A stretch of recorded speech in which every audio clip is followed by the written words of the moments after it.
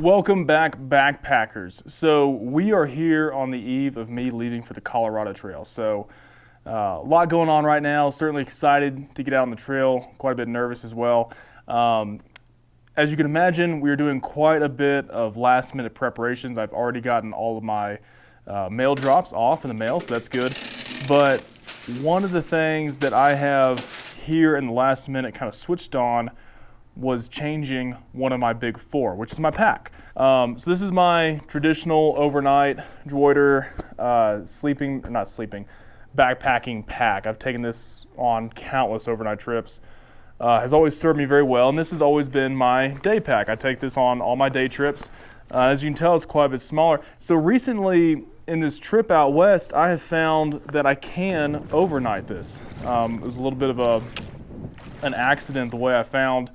I took this one out when I first got to Wyoming and got caught in a rainstorm. Did not have my pack cover. I have it now. It's been mailed to me since, so it's good. But because of that, I had to spend several days, maybe even a couple weeks, overnighting this pack. And so I've kind of out of necessity figured out that I could indeed, overnight this day pack. And I got to the point where I really thought I could take this day pack on the Colorado Trail with me. I figured out how to get all my gear in here, not go ultra light, but fairly light. I would consider myself light. And the pack was a big part of it, just because it's considerably less weight. This one has all my gear in it, but you can just tell by the size and the straps and everything on here, this one is considerably lighter. So that's why I was really excited about taking it on the CT. However, I've just come to realize that I think it would be more burdensome taking this lighter pack, this smaller pack, I should say, than it would just be taking a normal size pack. The reason for that is on the CT, I'm gonna have to go 4 and 5 days between food stops. This pack, this Osprey pack, this 36 liter Osprey pack, it cannot accommodate 4 to 5 days worth of food at one time, at least not how much I eat.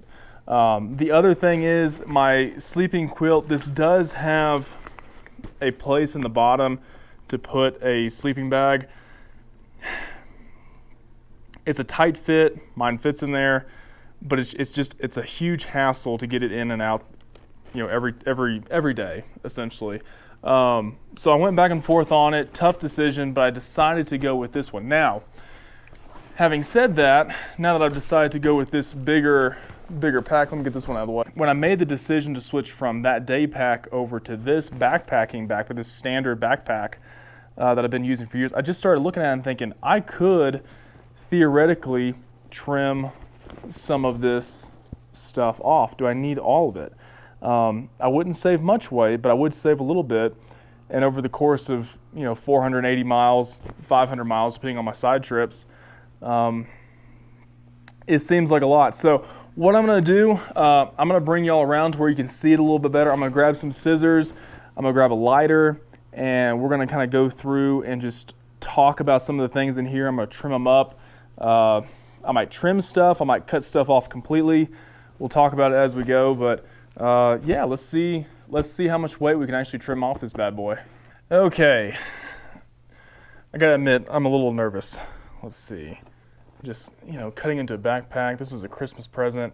I've had this, it was a Christmas present from my parents, so I hope they're not upset about this, but they should understand this backpack's about to go on the ultimate journey. So let's start with some things that are a little bit more harmless, kind of eyeballing these little, what do you call them, little eye hooks maybe, plastic eye hooks on the top. Never once used these. These are for, if you're carrying a big load and you want to maybe set a sleeping pad or something up here, you can strap it over. Never once used those, so I'm eyeballing those, maybe shortening some of these straps. So let's go ahead and see what we can do here. In the name of weight saving, there we go. First one gone. Let's create a little pile. And of course we'll kind of trim these up. Part of that's sewed in. Yeah, the bottom part, so I can take off the top nylon strap, but The bottom portion seems to be sewed in. Nice. Something else I had kind of eyeballed, I thought it'd be a pretty easy one. I don't know, so if I'm coming down here, so the way this backpack is structured, of course you have the top load, but you also have this front plate right here that you can access your gear from. I don't use it all that often, but what I know that I don't use and have never used, I don't know why it has this buckle here. And it's got them on both sides. Other than just keeping those flaps down, and I guess it looks nicer with the flaps down. Oh man, this is where I'm getting a little nervous cutting those off. Let's keep going non-consequential. We'll just kind of keep moving. How about these nylon straps right here? It's not a big deal. I don't use these. I probably won't cut all the straps off from the zippers. It's just this part I don't access frequently. So to me, you know, for these, like I said, I don't access them frequently, so I can probably grab on those. The sleeping bag area where I keep my quilt here in the bottom. I mean, I use this twice a day, so I'll probably keep those those on there. These can stay. I usually keep my tent poles, or maybe my Z-packs. I usually keep something on the outside. You know, I know I'm doing this for the Colorado Trail, but so I might not have anything here on the Colorado Trail. It depends if I want to take my closed cell foam pad or not. Even still, overnight camping trips in the wintertime, you know, 2, 3, 4 nights out, I'm going to want to have these. I use these quite a bit, so I'm going to leave these. I'm not going to get rid of those. Let's move on. Let's see. Let's take a little side turn here. How about we go to the side real quick? Try to bend this around so you can see that. So something I noticed over here, let me get rid of my water bottle, was you have on the side we have 3 straps. And this is already something I kind of identified. I just thought it was kind of silly to have 1, 2, 3 straps on the side of the backpack, and the same thing's on the reverse as well. This one I do like to tighten it just to keep my water bottles secure, so I'm gonna leave this one. The top one I also like to have this because I sometimes like to stick my trekking poles in with my water bottle, and then I'll attach them up here. But this center one, you know, I'll wrap them around trekking poles, but I don't think it's needed. Actually, in fact, I know it's not needed. So this is one we're gonna get rid of. Go ahead and snip that. Snip that, there we go. It's a few grams. It's kind of fun actually once you get used to it. It's only the 5th thing I've taken off, but you know, my goodness. There we go. Getting a little bit lighter. How about we take the other one off? You want to take the other one off? Let's do that. There we go. Get rid of my water bottle so you can see it. And then same deal right there. And make sure that doesn't get in there. And right there. There we go. Okay. So we are moving right along. Anything over here? Let's see. Grab handle. I do use that. Ooh, I'll show you something. So this is interesting. This is an interesting design of this backpack. The shoulder straps have 2 different options. I'm not talking about 1, 2. I'm talking about an option, as in 2 options to strap your straps onto. And I think the thought process is this backpack is adjustable. So if you're somebody who maybe doesn't have as long of a torso, you can bring this down quite a bit and use these anchor points on either side to strap these straps onto, as opposed to going all the way up top.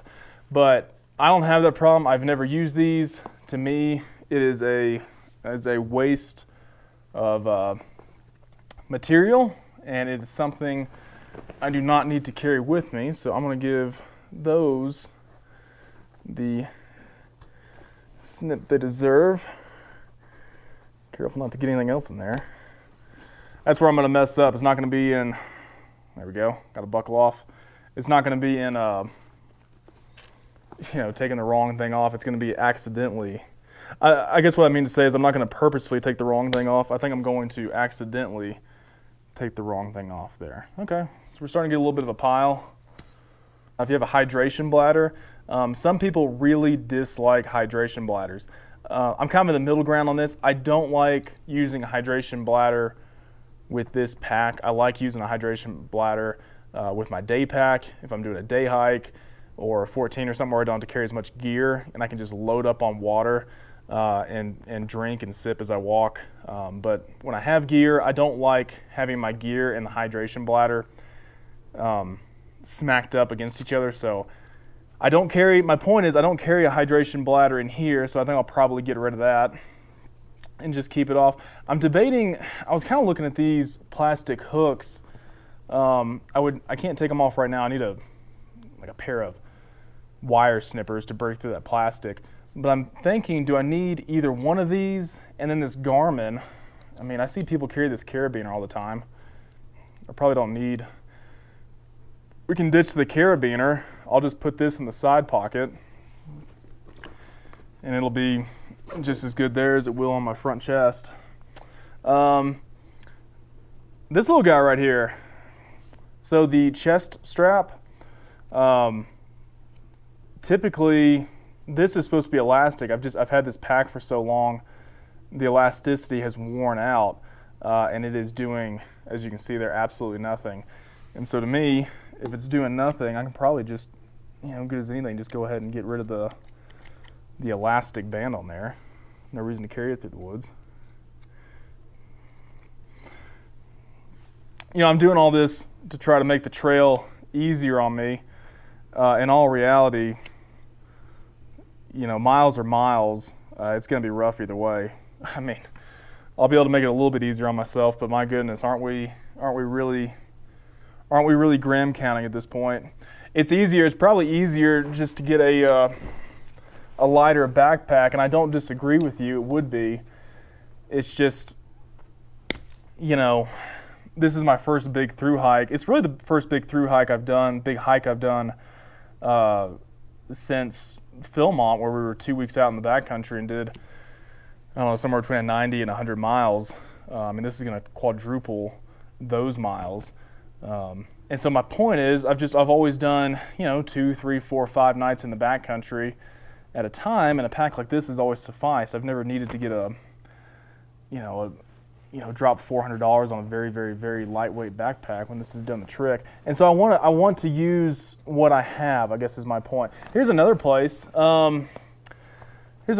could look about shedding some weight. So you'll notice I have, can you see these? Can you see this, what I'm pointing at all the way at the bottom? Maybe I can set this up here, that'll help you out. Some of these straps. These hooks are used for ice axes. And you take your ice axe head, put it through here, and then you take the shaft of the ice axe and run it vertical up your pack. I've used it a couple times. I used it, if you've watched my Mount Adams video, I used one on South Sister as well and ran an ice axe up through here. The thing is, I have it on both sides. It's mirrored. And to me, I'm only ever carrying one ice axe. If I need to put away my trekking poles are going to go on the side. That's where I keep mine. So I think I'll keep the right one, and maybe over here on the left side, we can give this a trim, drop some weight here. Just like that. There we go. Perfect. A little singe. And then up here, this should come off. I think this is Velcro. There we go. Let's get rid of that. As far as the first go through, I actually kind of really like what we did here. Let me trim this up a little bit more. There we go. Not so much for weight, just to make it look clean. Perfect. Well, guys, I think y'all get the point. I won't belabor this any longer. I might be able to find a few more straps and a few more things. There could be some stuff on the interior. I have the idea. I have gear in here right now, but You remember me talking about the hydration bladder. You know, there's that sleeve, that compartment inside that holds the hydration bladder. I have half of mine to take that out as well. Just go ahead and cut it out for the sake of, just cutting it out, because I'm not ever going to carry a hydration bladder like a Camelback in here. But there's probably a few other things I can cut out. I'm really thinking about cutting these out. Point of the video is, I think what I want to try to say here is that you can do long distance hiking with what you already have, most likely. If you want to go out and drop some money on buying a new light or even a used light backpack, by all means go for it. I think probably in the near future I'm going that way anyways, but I just don't have the means to do so right now. But I do have this backpack. I do have a desire to go do a long distance hike, and I want to make this as streamlined as possible. And so why not go ahead and trim off some of the things that you just certainly absolutely don't need. And I think this is probably something we could all apply to our backpacks. We don't necessarily need to go out and buy a new one, maybe just try to streamline what we have. So I will go ahead and wrap it up here, guys. Thank you so much for watching. Excited to get on the Colorado Trail. Excited to film that for y'all and bring it to you. God bless. We will certainly see you in the next one.